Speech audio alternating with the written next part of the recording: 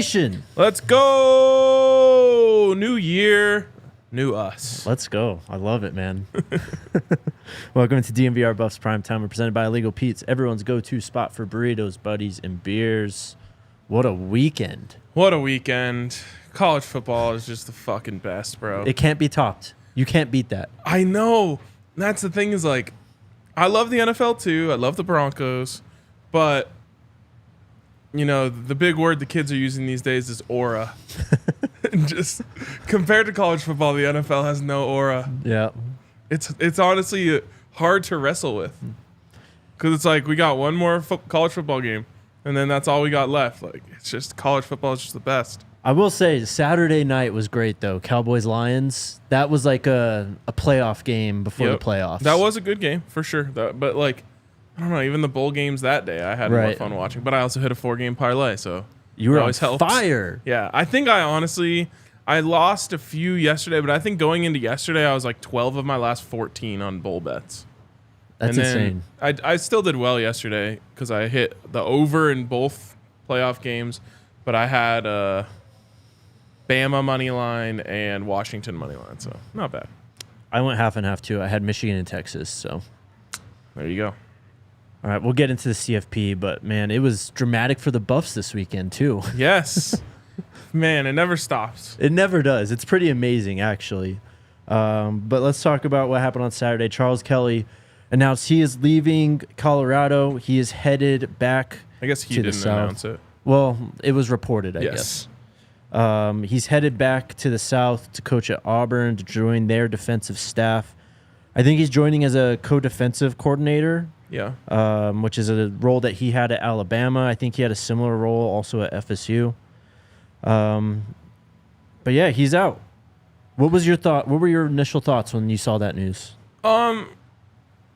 Mixed feelings. I don't like, when people, I don't want my first reaction ever to be like, didn't want him anyway. You know what I mean? Right. Yeah. I think that's disingenuous. My favorite quality about Charles Kelly was, well, a few things, but I don't mean to diminish him, but one of my favorite things about him was that Coach Prime really liked him and trusted him. Mm-hmm. And I'm a big believer in staff chemistry being equally as important as team chemistry. Yeah. And so it's one of the reasons why Sean Lewis didn't work is I just don't think that it clicked. Whereas with Coach Prime and Charles Kelly, it clicked. Mm-hmm. With Shiloh and Charles Kelly, it clicked. Neely and Charles Kelly, it clicked. He just came in and fit very well as a part of the family, and he had his ups and downs on game days, which is my second feeling about this, which is like, okay, this is a bummer for the reasons I just mentioned. Also, obviously a prolific recruiter. Yes. Who did most of his good work at Colorado in the transfer portal, but regardless, a good recruiter. And then my second feeling was like, well, at least we're not losing someone who was a beast on game day. Like this year, it's not like he had all of the pieces you need to be super successful, but no one is coming away being like, damn, he was dominating out there, calling the defense. So it's a little bit of column A, a little bit of column B. You're bummed for the reasons I mentioned, but you're also a little bit excited of like, man, can they improve the defense with by getting a special hire to come in here?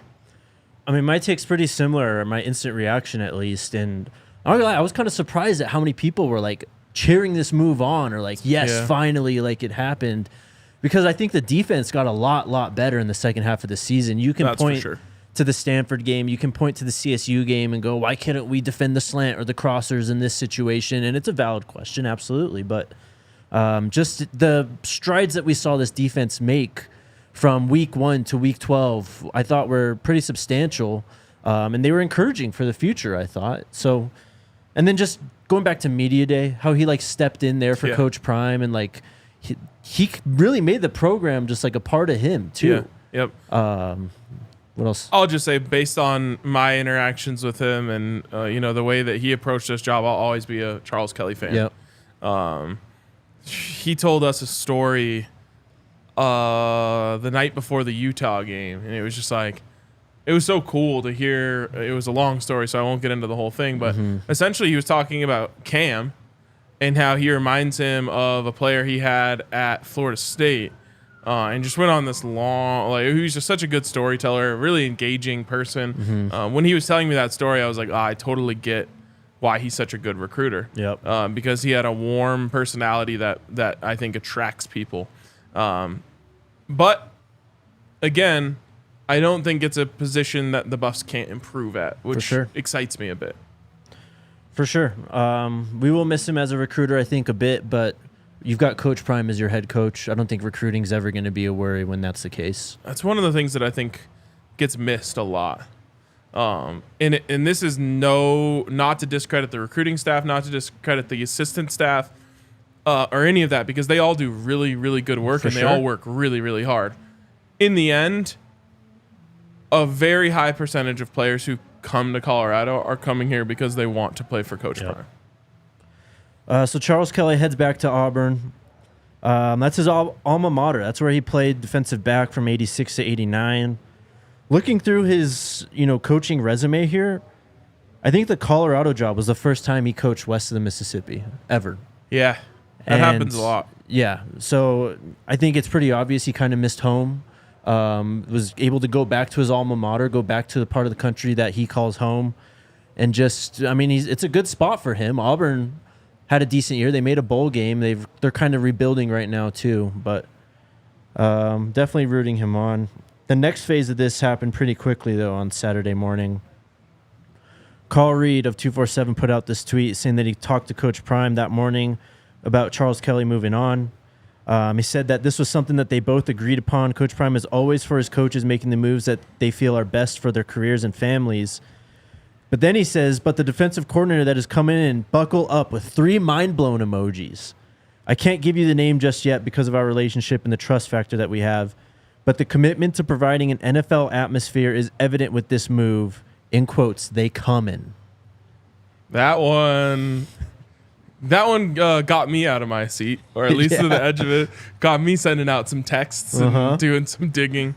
And it's super exciting. And it can send your mind anywhere, really. Because I might as well just print this on a coffee mug at this point, but Coach Prime's network is everyone. There's no one that he can't get a hold of with maybe on the second call. He might have to call one person to get someone else's info, right? But he can get in touch with everyone via 2 degrees of separation. Yep. And so your mind could wander anywhere, to the point where we have Andre over here talking about Bill Belichick. I'm not going to get that unrealistic with it, but when you hear something like that, it really gets the gears turning. Yep. So I've got 6 names here. First one's Ken Norton Jr. And this is a guy who Coach Prime mentioned and brought up before the UCLA game. He was UCLA's linebackers coach last season, was a longtime defensive coordinator in Seattle, 2 stints in Seattle, one as linebackers coach, one as DC. Was DC for the Oakland Raiders as well. Played with Coach Prime back in the day, played for the Cowboys and the Niners, won 3 Super Bowls back then. I just go back to that UCLA press conference during the week when I don't know why he brought him up, but he brought up Ken Norton Jr. and Coach Prime just gushed admiration for him. Yeah, for sure. Obvious connection. A very successful defensive coach at multiple levels. My question to you, and I'm just asking the question, this is not to diminish the resume at all.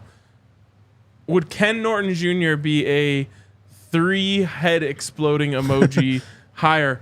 Or as Neely said, a hire that would, quote, rock the world?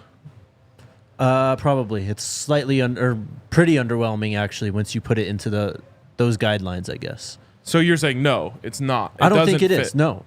I don't think so either, and it has nothing to do with Ken Norton Jr., the coach, right, who I think is very good. It has more to do with Ken Norton Jr., the name, which is not a name that I think people outside of deep college football circles know. Just putting the pieces together, though, he is very much an NFL mind. He's done it for a long time, so that would fill that department. Yep. It's just the splash, I think, is what we're missing. And let me be clear. If they made that higher, I would be over the moon about it. But I'm trying to read the tea leaves here to form an educated guess upon the information that's out there. I don't know if that one fits, but it very well could. It's based on the perspective of the person who heard the news. He's coached in both the NFL and college too, so I think that's another positive on his resume there. Brian Flores, the next name. He's currently the defensive coordinator for the Minnesota Vikings, was the Miami Dolphins head coach from 2019 and 2021. Obviously, a lot happened there between the ownership in Miami. Spent a year in Pittsburgh under Mike Tomlin as an assistant before heading over to Minnesota. We have a weird Minnesota connection with this staff for some reason. Zimmer. Yep. Who we'll get to. Hill went to Minnesota. Yep. So Pat Shurmur. Yep. Pat Shurmur, Minnesota ties. So, yeah, I mean, that leads you here. What I'll say is that Brian Flores is doing a fantastic job at the Vikings. And I would have a hard time believing they would let him go. Obviously, you can't stop someone. But what I'm saying is they would do their damnedest to make sure that he stays there. But that one would absolutely be a splash. For sure. I agree. I think it'd be a home run hire in all regards. And I think it's a name that everyone knows. The only thing that gives me pause is not much college experience. So you don't know how he is as a recruiter. Yep. These two names kind of go together. Ed Reed and Ray Lewis. Yes, they went together very well on the football field. Yes. So when I heard this and I read that tweet, full disclosure, the first name that came to my head was Ed Reed. Obviously, had the opportunity at Bethune-Cookman come up last year. I was so excited to see how that went. I know. I probably would have watched as many Bethune-Cookman games as I could. Because it was like part two of the Coach Prime world, right? Can it be replicated? Can Coach Prime be replicated? And obviously things went awry at Bethune-Cookman, and it didn't work out for Ed Reed. And I thought to myself, as soon as I saw this news, is that the perfect way for Ed Reed to get into this and enter the sphere? Of course, the drawback you're going to hear and the worry, I guess, that people would have about it is he's never been a defensive coordinator and he hasn't coached in that way at all. And so you'd be putting a lot of trust in him calling the defense. I will say this, though. You also have Deion Sanders as your head coach. He can be involved in calling the defense, planning the defense. And then you have Dennis Thurman on staff, who, what better mentor to work with someone like this, than Dennis Thurman. So I think that would be great. Here's what I will say. Conversations that I've had and we had before this news came out about who could potentially be the defensive coordinator, it sounded like Coach Prime wanted someone who was experienced in the role. And so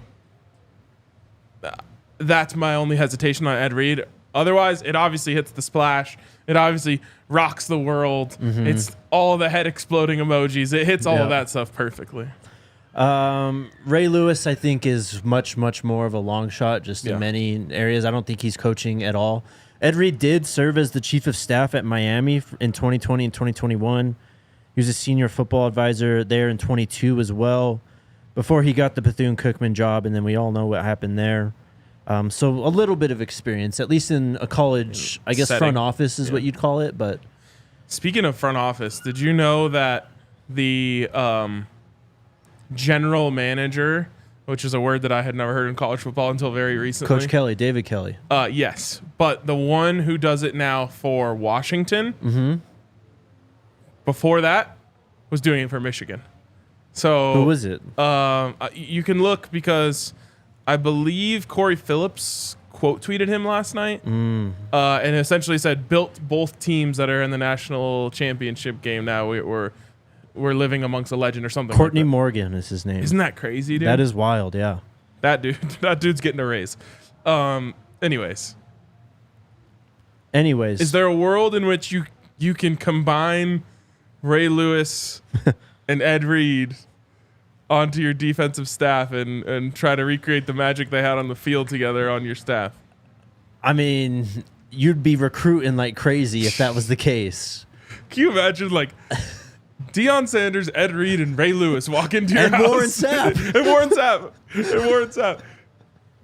What are you going to say, no? I don't know. How do you say no? You don't. It'd be incredible. I mean, it'd definitely be cutting edge. It'd be something we've never seen in college football, which is what this program and Coach Prime is all about. It'd be exciting. Yep. I just don't know if it'd be the best football move. I don't even know if that's the right word. Is it the right coaching move? Right. Because these guys are going to know ball. Of course. At an elite level.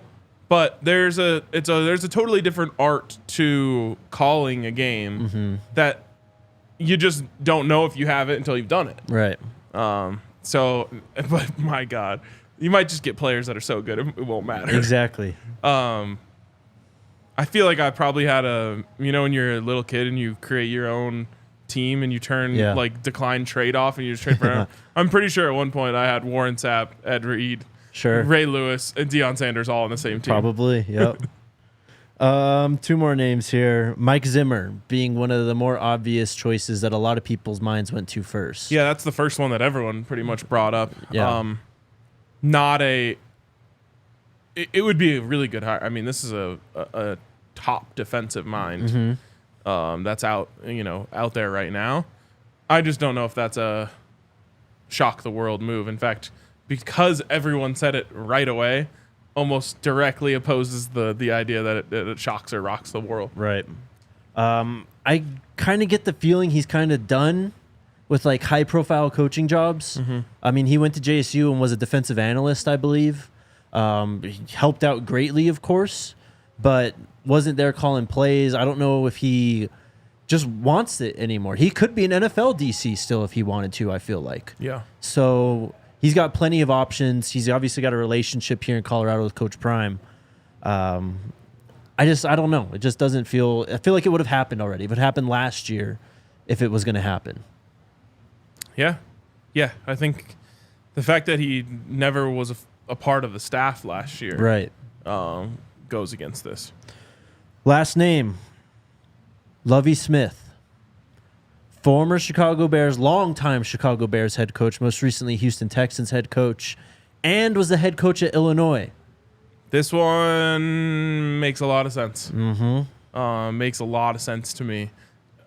A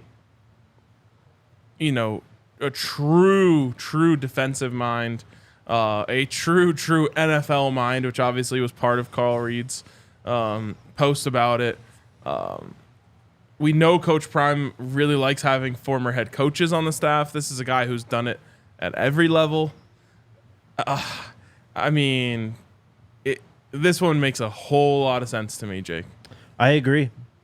I mean, you get a guy who used the portal a ton at Illinois. Yep, experienced recruiting, especially in the portal. There's an article out there that says like how Lovie Smith turned Illinois into Portal U.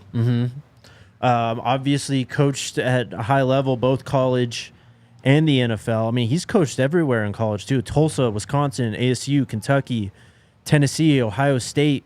That's all before he went on to the NFL and built those, or was a part of those great Tampa Bay defenses. Of course, the Tampa 2 is going to be something that we would talk about with this move as well. That's something he ran a lot in Chicago and in Tampa Bay. Obviously, he had great linebackers. And in Illinois. So that immediately become an intriguing part of this team, an intriguing part of this defense. I think it'd be a home run. Yeah, I think it would too. I love the fact that he has recruiting experience. Wow, I mean, he's pretty much one of one in terms of the level of experience that he has doing everything that would be asked of him. Coach Prime, I think his biggest recruiting pitch, which I don't think he would like me using that word, is essentially that we're preparing you to go to the NFL here. Right. Exactly. And who better than Lovie Smith to help alongside Deion Sanders and Warren Sapp and the rest of the staff in terms of preparing guys for the NFL. the Tampa 2 had mixed results for Lovey at Illinois. It's very reliant on talent. Yes, and that's exactly where I was going with it. He actually came in and took over a atrocious defense. I want to say it was like 121st or something the year before he got there. And in the first year, it was up to 45th. So made a huge impact. Then it lulled out for the next 2 years, and then it launched back up the last year. And you said exactly what I was going to say, which is it's talent. I mean, this is a players make plays type of defense. You need really good linebackers. And really instinctual linebackers. I mean, Travis Hunter is just about the perfect corner for it because you're giving the corners a lot of freedom out there. And then obviously your two safeties up top, you're asking a lot of them. But when it works, it feels like there's 14 players on the field. Yep. That's about it. Some other names that people threw out there, Charlie Strong. I don't think that really fits the NFL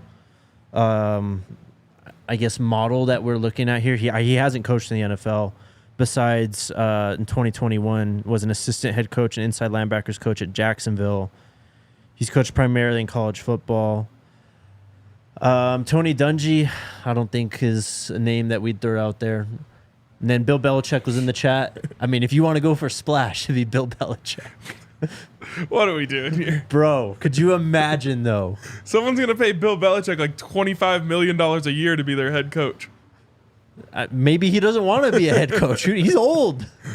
Who knows? Yeah, that one's not happening. Rex Ryan's another name. I'm kind of out on Rex Ryan. Yeah, me too. If it was Bill Belichick, 3 head exploding emojis would be doing such an injustice. Really that's like would. 400. That's like 4 straight threaded tweets of head exploding emojis. That's like a 30 for 30 documentary almost. Just the hiring process of bringing him in. I shouldn't say I'm out on Rex Ryan, but I don't know. Maybe we're a little too close to it with the whole thing with the Broncos, because he was interviewed to be the Broncos defensive coordinator this last year. The Broncos didn't end up hiring him. Then he's like made weird comments about how they didn't offer him enough money. And he said at one point, like, if it was my defense, they'd be the best in the league or something like that. And then like the very next week, he was talking about how they have no talent. So that's just bothered me. But he obviously is a very smart defensive mind. That's all I can think of. Any other names?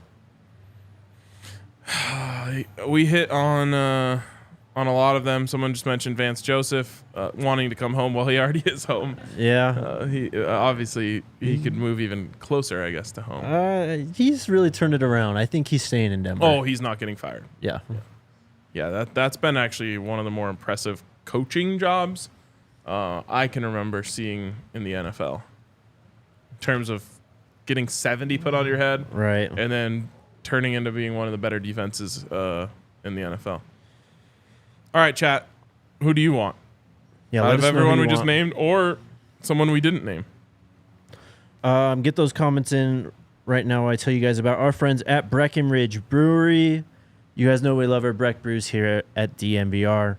They've got a brew for any occasion. The Christmas ale is out right now. That's also the beer of the month here at the DNVR bar. You can get a pint for $6. They've got tons of great beers, though. The Mountain Beach Sour, the Mile High City Golden, Broncos Country Pale Ale, Fun Slinger. They also have Good Company hard seltzers. Check out their beer locator at www.breckbrew.com to find a brew near you. Legal Pete's. Where is that? Okay. Also, shout out to Illegal Pete's. I was out of town this last week, so I've been deprived of Illegal Pete's for a few days now. But that just may be dinner tonight. Illegal Pete's, man, there's so much good stuff there, but sometimes you just want to go just because the queso is that good. Yep. Like, just some chips and queso. It's one of the more craveable things around here for sure. So check out our friends over at Illegal Pete's. Get the reverse nachos. Get yourself a steak queso burrito. Whatever it may be, check them out and get in on some delicious burritos, buddies. Well, the buddies aren't delicious. But delicious burritos and beers with your buddies. Some interesting names here. Jim Leonard. Someone said Leslie Frazier as well. Oh. I like that. Did Jim Leonard get a job? Or is he just taking the year off? I think he just took the year off. By the way, someone said, like, I said that no one knows Ken Norton Jr. And then they said anyone over 35 would remember his playing days. That's not what I'm saying at all. What I'm saying is that it's not if someone hears that news and goes, "Oh, I remember him from his playing days," that's very different from him being mind blown. Yeah. Oh my God, no way they did that. Yep. So again, just trying to read the tea leaves. I could be completely wrong, but that's my read on that. And like I said multiple times, I would be over the moon if they hired Ken Norton Jr. to be the defensive coordinator, because he's an incredible. He would be an incredible hire from a football standpoint. But just trying to read the messaging that we have. And as you guys can tell, we don't know yet. Oh, yeah, we definitely don't. So there's times when when there's stuff like this out there and we know this is not one of them. Jim Leonard is intriguing, though. I don't know if he's an actual fit. He was a senior football analyst at Illinois this last year. So he was involved in some capacity after... wasn't fired, I guess let go for another head coach at Wisconsin. People are wilding in the comments now. Oh, they always do, man. They always do. They were interesting on Friday, I'll say that. All right, let's talk about the portal. It's been kind of quiet. I miss it. I miss the chaos. Like this whole weekend, I was like looking at my timeline. I was like, wow, there's just really not been anything going on. Yeah, we got some eye emojis on New Year's Eve. I don't know if that was anything. Who was it? Khalil Benson. Khalil Benson, okay. Yeah. You got a head face palm from Shador at one point. Yeah. He had a few tweets. Yep. He's been in the cryptic tweet game recently, bro. Yes, he's trying to take the crown. He is. All right, we're gonna start talking about Nick Scorton again. Scourton, whatever his name is. I don't know if this is gonna happen. He set 4 visits this week. He had a top 6 that we talked about last week. I think all these schools were in there. Colorado was in there, but he did not mention them for his visits. He's heading to Texas A&M, Florida State, Mizzou, and OU this week for visits. What does that sound like? Yep. You hear that sound? Yep. I know that sound. Yep. And more power to him. Sure. But yeah, it doesn't. It feels like it would take a Hail Mary. Yep. To get back into this one. Follow the money. All right. First new guy. Well, not even new guy. We talked about this guy a lot last year. And because of the waivers things now, you can re-enter the portal after you transferred last year. Yep. Bless you. Former Jackson State wide receiver and now former Louisville Cardinals wide receiver Kevin Coleman has entered the portal. Yeah, this was one of the guys on a short list of players that we really wanted from Jackson that we didn't get. Mm-hmm. And yeah, I mean that's the truth of it. Former 4-star, electric with the ball in his hands, had great chemistry it seemed with Shador, and we kind of thought he'd be coming. Yeah. But he decided to go to Louisville, and I think that's home for him. Missouri's home. Near home. Yeah, close to home. So, yeah, it was surprising. What were his stats this last year? Not great, bro. Played in all 14 games, only 26 receptions. Or I'm sorry, 26 receptions for 362 yards and 2 touchdowns. He added 6 rushes for 25 yards. Played a lot as a returner for them. 26 punt returns for 117 yards. Not a great average there. But had 4 kick returns for 88 yards. It's a 22 yards average per kick return. For whatever reason, just wasn't a crucial part of their offense. I mean, he caught 26 passes, was their primary returner, it seems, but just didn't pop. Yeah. Yeah, bummer. Someone in the comments said, how many wide receivers do we need? We've talked about this before. Yeah. It's just a position that there's so much talent out there that you're just willing to stock up on it. Yep. But I don't think Kevin Coleman is going to be a buff. I don't think so either. Again, if it was going to happen, I think it would have happened last offseason. Yep. Next Missouri? guy. That's what a lot of people have said, and they've obviously flushed with cash. They're printing it out there. It's that Ozark money. I finished Ozark this weekend, by the way. Yeah. How'd that go? That's what I did on New Year's Eve. But I don't know. Mixed feelings about the ending. I don't want to spoil it for anyone. Yeah, but I mean, I'm not gonna watch it, but I just don't know. Like, ending shows are hard, but when you end them on like these ambiguous open endings, it's just kind of annoying, you know. Okay, fair enough. Next guy today has entered the portal. This is a former 5-star, Lance Hurd, former LSU Tiger, 6'6", 340, offensive tackle out of Monroe, Louisiana. Did not play this last year for the Tigers. Was obviously one of the best players in the 2023 recruiting class at offensive tackle. LSU is set to return both of their starting offensive tackles again this year as well, or in 2024. So he wants to play. Have you heard that Hurd could be joining the herd? I have not heard that Hurd could be joining the herd. Well, what have you heard? Listen up. I think there's a chance here. They need a tackle. And you know, who better than Hurd to join the herd? This would be a huge one. You know? Oh, massive. What is he, 6'6", 350? 340. Whew. Nope. We talked about the first off the bus. Oh, yeah. The Buffs need it, and they've got it in spades this year. But this might be number one if you get him. 5-star recruit, top 15 player from last year. Yep. Yeah. 5-star recruit. I mean, you could have 5 stars on the bookends. That'd be unreal. Yeah. So I think there's a good chance here. And this is one to keep an eye on. Next guy, I've got Scooby Williams. Ah, yes. Edge out of, I believe, Florida. Yeah, edge out of Florida. Was a 2021 4-star recruit, top 100 player. Was listed at 6'3", 224. If you give me a minute, I will find his listing from this year. But played a lot for the Gators this last season. Had 53 total tackles, 4 TFLs, and 1 sack. Had 2 forced fumbles as well. Yeah, I mean, this is a position that they need to get. So another one that I would be keeping an eye on. Certainly adds up in the names that Coach Prime put out there. Mm-hmm. Or in the positions that Coach Prime put out there. Right. Plus, who doesn't want a player named Scooby? Yeah, of course. At defensive ends, last guy that I knew was Scooby at defensive end was a monster. Yeah, he was. Did he ever do anything in the league? I don't think so. The Bears or something? Cleveland, I thought. Ooh, the fact that we don't even know is I know. bad sign. Listed at 6'2", 230. I think he played linebacker, actually. Either way, linebacker, edge, need it. Yep. Next guy we've got, I think we've talked about him, Tony Grimes, former Texas A&M cornerback. Listed at 6'1", 180. Was a 5-star recruit in 2020. Committed to North Carolina. Entered the portal at the end of 2022. And just re-entered the portal on the 1st. So was that 2 days ago? Played very well at North Carolina. Played a lot there. Didn't chart any stats this year for the Aggies. So I don't know if he was hurt or what happened there. Okay. In 2021 at UNC, had 47 total tackles, 2 TFLs, 9 passes broken up.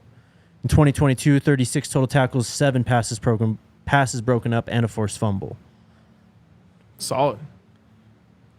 Another former 5-star, too. Next guy, we've talked about him quite a bit, and is still one of the top-rated players in the portal. Evan Stewart, former Texas A&M wide receiver. I think Shador has a relationship with him. And you've talked about Evan Stewart and what he can do on the field. I mean, he like we said, I'm always interested in adding talent to the wide receiver position, but this is one that's like you move mountains to make sure you could get a player of this caliber. Though I don't even know if it's a fear because again he's just that good, but it's like, does everyone else? All the people that you're expecting, like, does a Will Shepherd get upset by this if you're gonna go? And again, he's that good that you probably just don't care. But hopefully you wouldn't have to worry about that. Interesting stuff going on with his recruitment, though. It was reported today that Tennessee is going to be moving on. They're no longer pursuing him in their recruitment. And then he put out a tweet right around noon today that said, "Wherever I go, I just hope the training staff can tell me the actual diagnosis of my injuries for my physical and mental health," with the pray emoji. Damn. Yeah. All right. Well. So I don't know what's going on there. Yeah. Hope the best for him. That sounds a little bit worrisome. Sure. Yeah. Another guy that we've talked quite a bit about, who's still just sitting there in the portal, Jamari Caldwell, Houston defensive lineman. Very productive, was probably their most productive defensive lineman this last year. We already have Chidozie Nwankwo. Yep. Let's keep him together. Bring him in. Yeah. By the way, Big Dog Chico did a video with his dad. Mm-hmm. It's like an hour. I watched almost the whole thing just in bed one of the days this weekend when I woke up. Louise tagged me in it, and he says Chidozie. Okay. Chidozie. Just trying to rewire my brain for that one. Sure. But dude, his dad is awesome. Yeah. It was awesome. Like, he's just dropping gems, man. It was like just free game. So yeah, I recommend watching that. But anyways, Caldwell, I'm almost a little bit surprised that he's not a Buff already. I'm surprised he hasn't committed. He's been in the portal for a minute now. Yeah. He entered December 12th. The portal's closed now, by the way. Oh no. So you're gonna see. We said this last year. You're gonna see some names trickle in like today, but this is the last day for the portal. So these are kind of the names we have to pick from until April. Okay. April 15th, I believe. A few more names. Oh God, man. I'm excited. I already forgot what you said.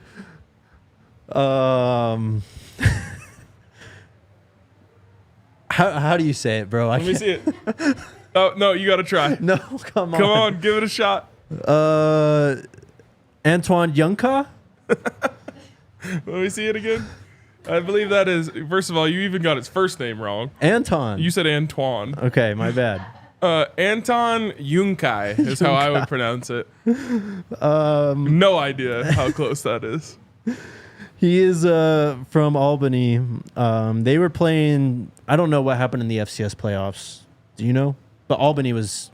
Yeah, Albany lost to, I want to say, Idaho. Okay. He entered the portal on December 18th, though, and had a incredible season for them.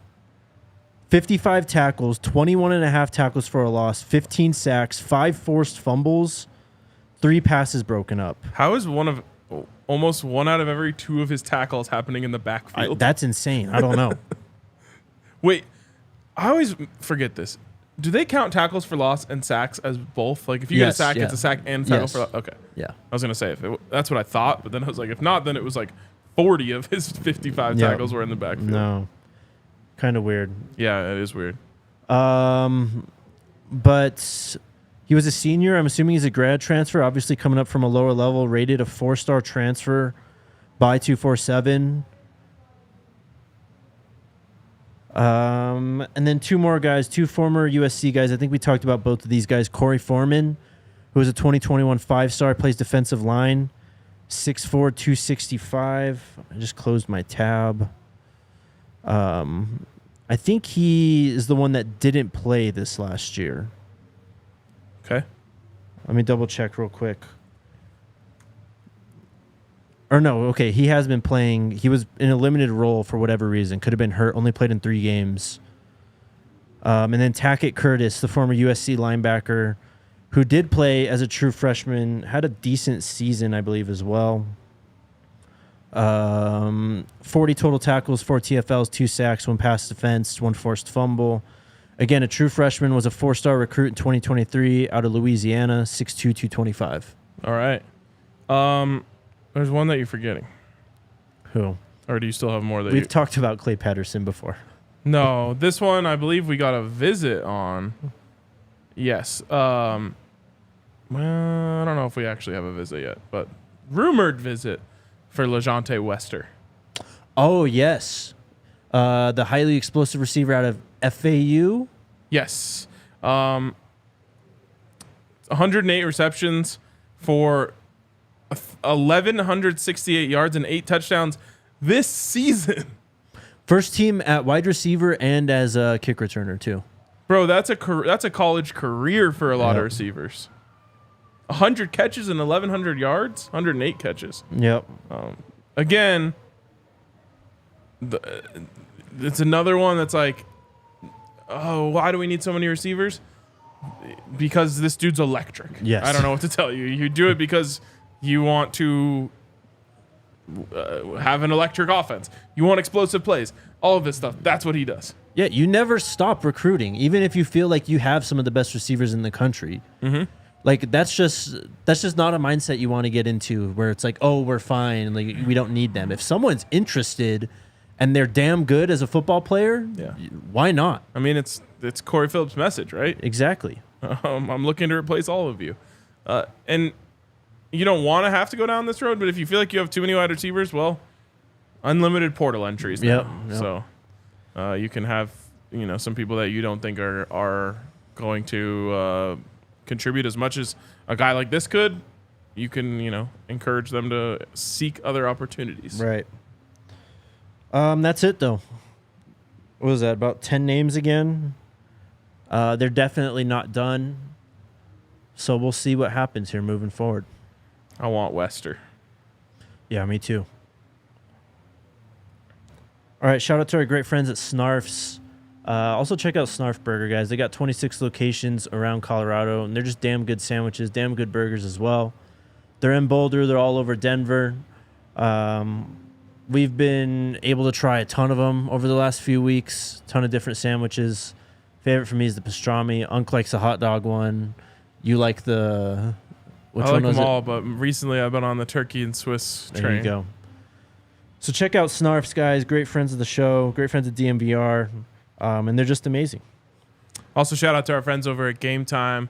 I am heading to Las Vegas this week. Mm-hmm. One, to go see our friends at Circa. And two, to watch a football game, which unfortunately has been rendered meaningless. Yep. Which is good news for me because I haven't bought my tickets yet to the game on Sunday. So now I'm going to wait until they drop to very affordable prices with our friends over at Game Time. The only place where you can be rewarded for procrastination. And when you use the code BUFFS, BUFFS, when you sign up and make your account, you're going to get $20 off your first purchase from Game Time. We had someone tweeted us this weekend saying they went to the Buffs basketball game via Game Time. So we'd love to hear your Game Time success stories. But anyways, take the guesswork out of buying tickets with Game Time. Download the Game Time app, create an account, use the code BUFFS for $20 off your first purchase. Terms apply. Again, create an account and redeem code BUFFS for $20 off. Download Game Time today. Last minute tickets, lowest price guaranteed. CFP or CU basketball? Let's talk CFP. Let's get into it. This was, I think, my favorite CFP ever. I don't know how it couldn't be. It was incredible. It was so good from start to finish. Yep. I have two takes that I'm going to start with this one. Okay. To everyone that lives on the East Coast, how do you do it? How do you be a sports fan and live on the East Coast? Oh, it's too much. I don't know how they do it. It didn't help that I had a 7:30 a.m. flight this morning to come back here. But, like, the second game ends around 1 a.m. Yeah. What are we doing here? I don't know. It was crazy. I don't know how you guys do it. And, like, I'm not someone who complains that much about late start times.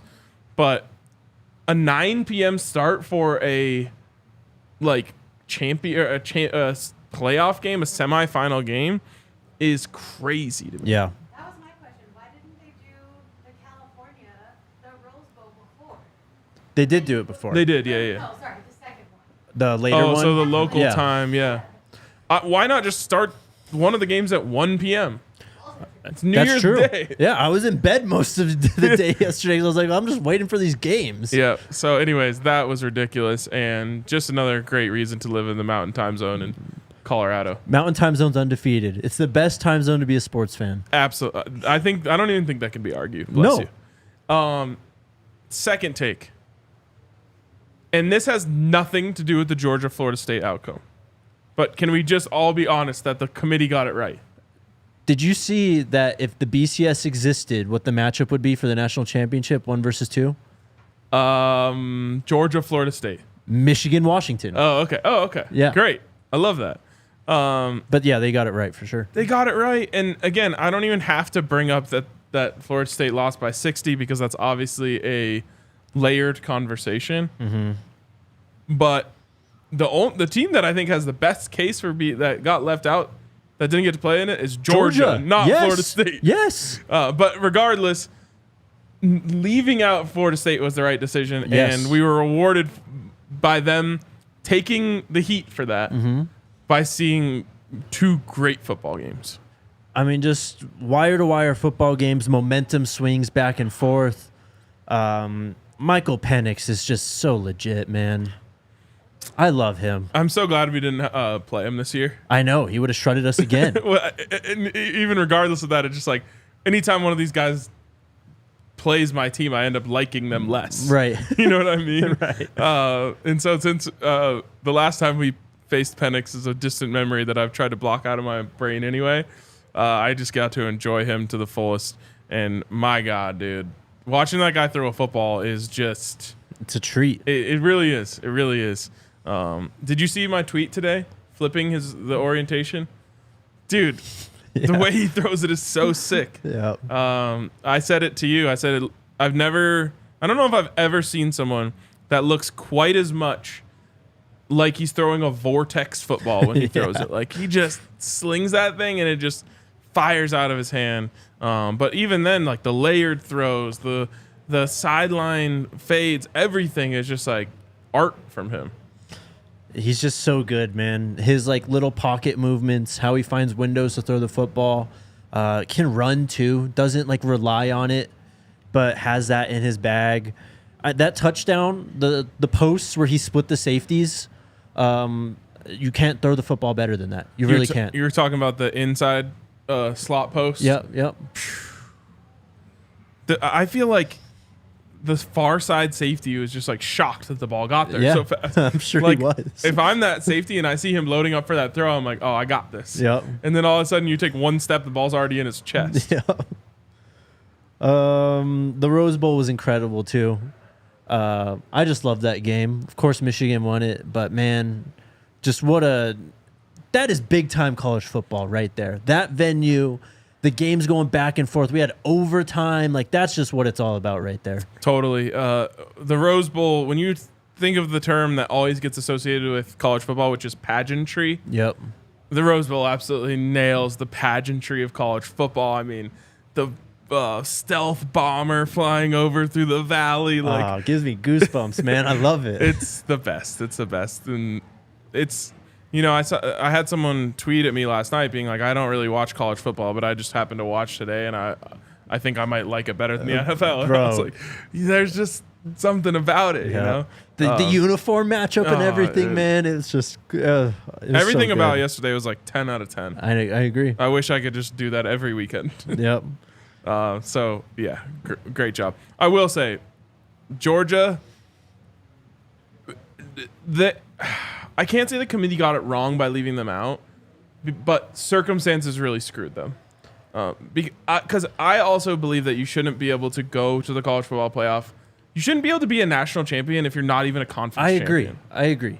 But from a talent standpoint, yes, for trying to get the 4 best teams, yes, I think they had a really strong case. I don't think that Florida State had any case. No, not at all. To me, it was always between Georgia and Alabama. Even after how the SEC title game turned out, Georgia won like 26 straight games. I mean, they've won the last 2 titles. Yeah. Like, it just, to me, it felt wrong. I understand why Bama was let in, and they proved themselves worthy, absolutely, yesterday. Mm-hmm. But Georgia has been one of the most consistent, just dominant teams. And I know it was in the title game, but one loss I think is just, it's tough to swallow. What's crazy is they would have been better off. I don't know. They would have been better off losing it any other time in the season, obviously. Of course. But they might have even gotten in if they didn't make the title game. The title game. Yeah. Like one loss earlier in the season knocks them out of it. Sure. And they still get it. Again, I hate that. I don't think you should. Well, and in the 4-team playoff scenario, obviously next year we're going to have teams make the playoff that don't win their conference, of course, will be better. Mm-hmm. But in the 4-team playoff, I have a hard time letting a non-conference champion in. But I will say that's a really, really good football team. Yep.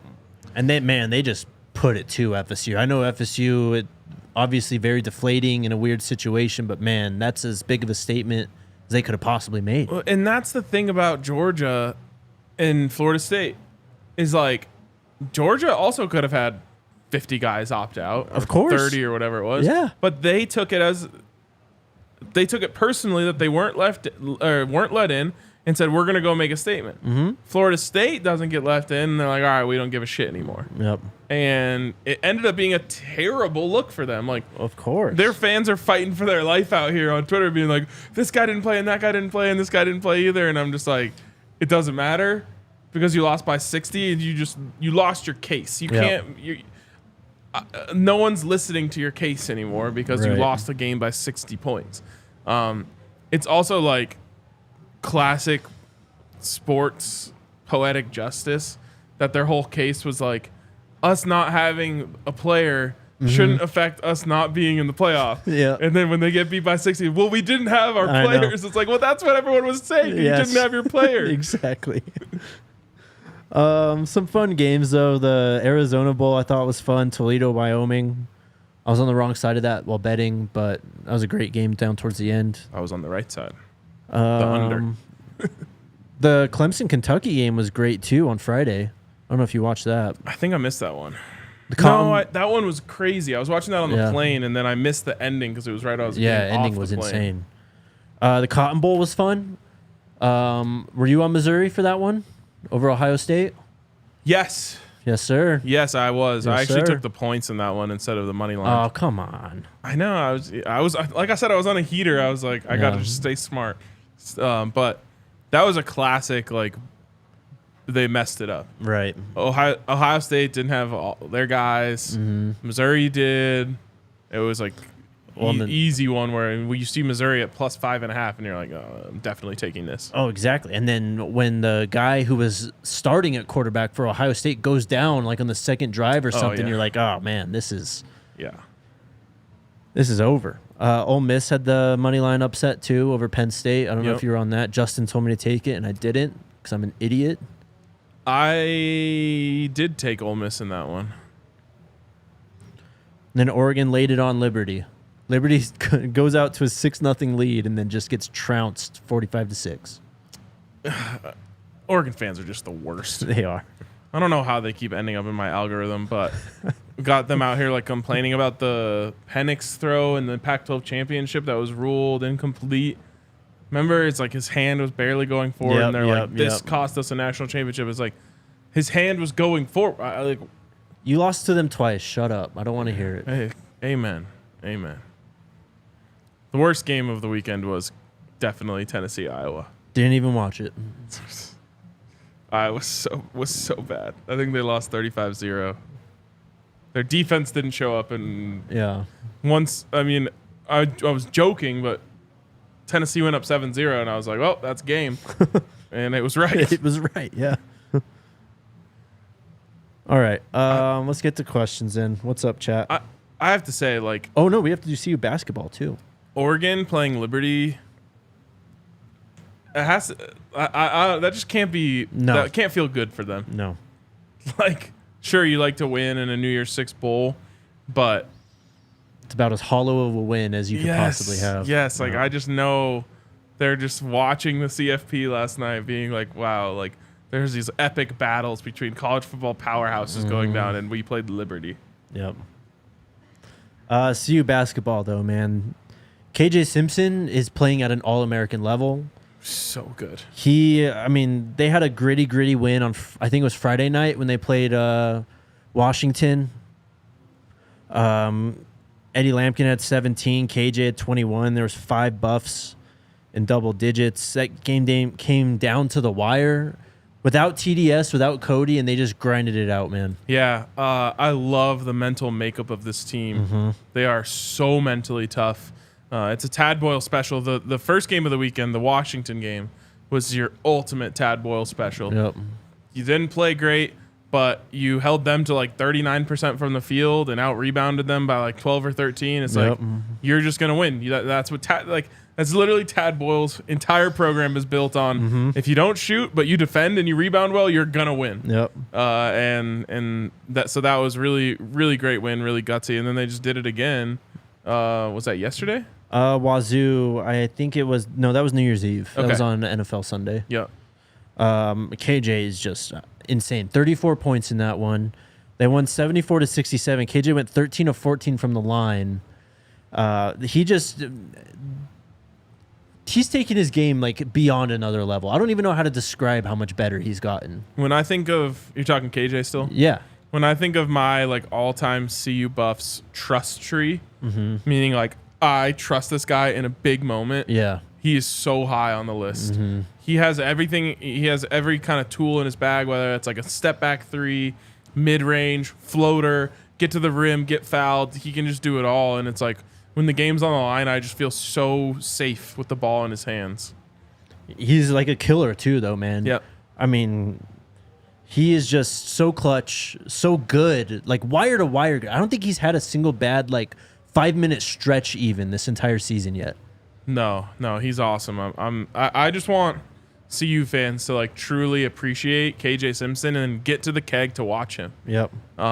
This team's actually like really legit. Oh, yeah. I'm telling you, CU basketball has these weird expectations where it's like they lose an early season game and everyone's like, oh, here we go again. And it's like, no, dude, they're what, 11-2 now? Yeah. They're tied for first in the Pac-12. They're playing for first on Thursday. They should be ranked. I kind of like that they aren't, though, because I think it's driving them.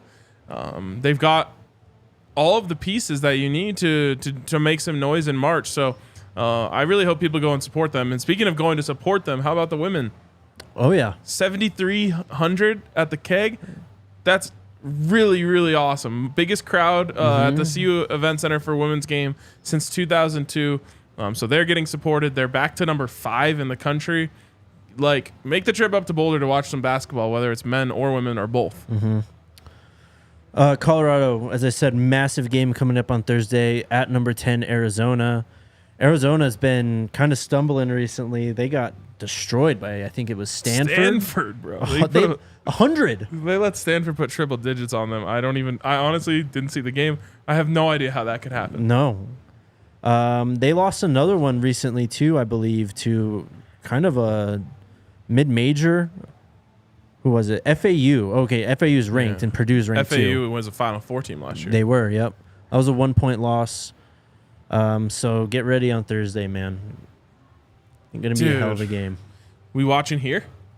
We can? Do we have football on Thursday too? I doubt it. Damn.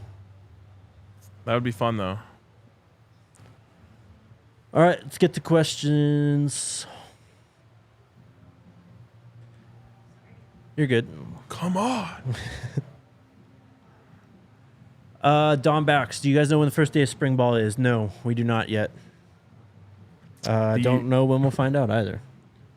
Like we've said before, the flow of information is very different than what normal programs are used to, which is fine by me. I don't want to be a normal program. Another question from Glow Studio says, any word on when CU will announce who it is? I'm assuming the defensive coordinator. Once again, the flow of information. We don't know. It's very different. Like Coach Prime might just send out a tweet right now. Yep. Or, it's... I would think that it's going to come from a Carl Reed or, I don't know. That's my guess. It's coming from Carl Reed. We'll see. Good question here from TK Crossier. Do you think there will be 2 hires because Kelly coached safeties also? I'd say probably so. I mean, I think Dancy was a safeties coach, but obviously he's coaching linebackers now or defensive ends. Ed Reed? Hey, sign me up. I think it's going to be some reshuffling because I don't know what the rules are on total coaches and all that stuff you can have, but they only lost one coach. But let's say let's just say you brought in Ray Lewis, just for the example. Well, he's not going to be your safeties coach. Right. So then you're going to have to reshuffle. Yeah. Yeah, quite a bit of reshuffling. I mean, Dancy was on staff, obviously, so there is at least some analyst spots opening up. Yeah. It'll be interesting to see what they do. Then A&W, have they even confirmed who the OC is? We have not gotten that either. Nope. Same question from Christopher. Is Pat a lock, do you think? I think lock is a strong word. If he was a lock, we would know it by now. I agree. Super chat from Dom. He says, you guys know when first day of spring ball is. Can't wait for those Will-Off videos popping off again like last year. You're good. We do not know. But yeah, I miss it too, man. It's crazy. We've only been out of it for like a month. This is, season's too short because I get to the end of it. Honestly, not even the end of it. I get halfway through the season most years, and it's like, damn, we're already halfay through. I know. And now we're at the end. It's like, what the hell? That's why we need to make bowl games because it adds a month to the season. It does, yeah. Tackle and Travel Super Chat. I'm getting former HC vibes for new DC. Would not surprise me at all. Yep. With another one from Tackle and Travel said, LSU offensive lineman Lance Hurd, 5-star in the portal. Loadholt. So Loadholt was his first offer out of high school when he was at Ole Miss. CU offered, I think, Lance Hurd back, 2 years ago or a year ago? So there's some links. Heard that? My God. Enrique with the super chat. Thank you, man. Appreciate you. A&W asking about Amari Ward. Is he coming? He's not coming. Not a real offer. Eric with the question said, when's Neely coming back? Soon. Come home, Unc. When the DC gets announced, we'll have him back for sure, at least. Maybe it's Uncle Neely. Maybe it is Uncle Neely. He is our resident defensive mind. That is true. He's probably bummed too. He loved Coach Kelly. He would hang out with Coach Kelly all the time, just in the meetings and everything. Yep. So, no, but I think Unc is coming back. I want to say mid-month is what he told us. Okay. So he'll be here for sure. Big Teasy's asking what you did while you were in his area over the weekend. That's where Allie's family lives, in the DC area. And in her family, like, they have all sorts of cultural traditions for New Year's Eve. So that's what we do every year for New Year's Eve, is go hang out with her family and do all the fun traditions and stuff like that. It's great. Nice. Zay's asking, has Willie Gaines entered the portal? He has not. Kendrick Breedlove did, though. Kendrick Breedlove did, yep. And I will say, I'm happy for him. I think that he has a chance to be a player for someone next year. Breedlove? Yep. And then Sean, what's up, man? Asking, what are your guys' thoughts on CL3 looking sick, watching FSU get dog stopped from the sidelines? That's exactly what I would look like if my team was getting beat like that. Yep. Actually, you guys have seen the watch-alongs. Yep. Bummer, though. Yep. Bummer. Probably thinking about what he's going to do with that humidifier. Yeah, we've talked to Rob J. We'll see about getting him back at some point. All right. Fun show today. That was a fun show. And I will say, it's certainly not by accident, but I just have so much appreciation for the way Coach Prime and this team finds a way to always stay interesting. It's amazing, man. It's the gift that keeps on giving. It truly is. Like, think about all of our Monday, and this one, I guess these last two have been Tuesdays. Like, our first show of the week every week. Always. It's crazy. Because we have 3 days of backlog stuff to just go through. Yeah, in the middle of the off season. I know. Great. It's great. I agree. We'll be back tomorrow. We'll see what's next then, I guess. Yes, sir. Let's go Buffs. Let's go Buffs. We all silly like the mayor.